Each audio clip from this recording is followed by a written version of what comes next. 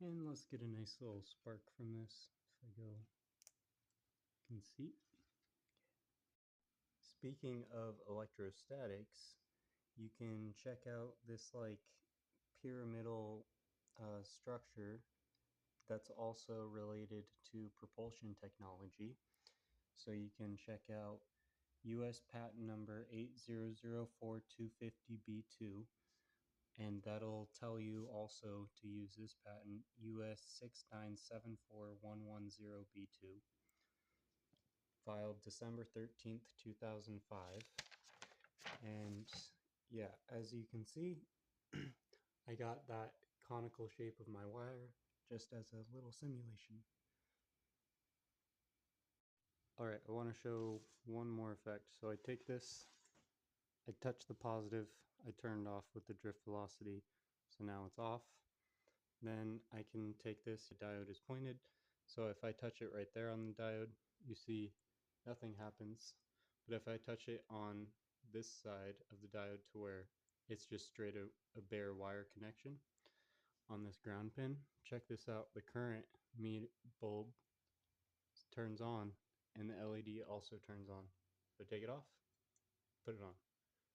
So yeah, I just wanted to show that because it's kind of interesting because this switch is off right now. As long as this has potential right here, it'll always do that. So yeah. Hello YouTube, what is going on? So I'm just messing around with this thing a little bit, and I am using this LED as a drift velocity indicator basically off of this scalar node, the positive node, which is tapping off of the ground pin of this Bendini motor. I melted this switch off unfortunately, and this bulb was pretty beat up, but as you can see, it does still run. That's besides the point. So what I've been doing is I have been taking a wire off the positive side of this 25 volt little cap bank, which the negative side is on the negative terminal of this source battery, the source battery being connected to this already. So yeah, if I touch this positive to a positive, it'll spark and turn this off, and if I touch the positive to a negative, it'll spark and it will turn on more.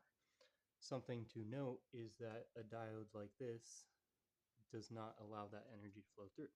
So this would be basically a little electrostatic vertical wire going up to the pot my plant. I don't know if you can see this here, but yeah, it stops like right there. And so I'm playing with electrostatics here because it sees AC but also DC. So I have it on the positive AC of this full bridge rectifier. The negative side is on the negative of this graphene supercap. So the difference between these LEDs is actually providing a pretty big AC voltage across this LED, around 50 volts or so. But the DC voltage is limited by that voltage, which is 25 volts. The current is very small because it's electrostatics, which is why I'm doing it, because then it's really pretty safe, right? So I have this meg as a little test setup, so I'll input trigger with here. And when I touch it here, that light stays the same. And now what I'll do is I'll touch it with the bare wire instead of through the diode, and you can see it lit up more. So once again, I'm just touching it with a wire like that. So it's going across this coil, got blocking diodes into the positive side of this, another blocking diode, so the current can't really flow through these secondaries. And then the positive goes to the positive DC output on the charge battery side. So before it was working quite nicely with these charge outputs from this Bendini motor, even with it not running. But now that this is melted, I noticed that these batteries, they kind of keep falling back down to 11.5 volts or so with this DC injection loop.